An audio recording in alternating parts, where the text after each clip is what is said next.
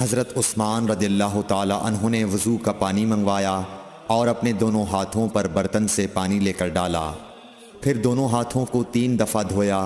پھر اپنا داہنا ہاتھ وضو کے پانی میں ڈالا، پھر کلی کی، پھر ناک میں پانی دیا،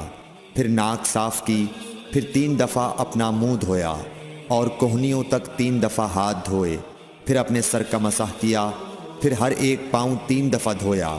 پھر فرمایا میں نے رسول اللہ صلی اللہ علیہ وسلم کو دیکھا کہ آپ میرے اس وضو جیسا وضو فرمایا کرتے تھے، اور آپ صلی اللہ علیہ وسلم نے فرمایا کہ جو شخص میرے اس وضو جیسا وضو کرے اور حضور قلب سے 2 رکعت پڑھے جس میں اپنے دل سے باتیں نہ کرے تو اللہ تعالیٰ اس کے پچھلے گناہ معاف کر دیتا ہے۔ صحیح بخاری حدیث نمبر 164۔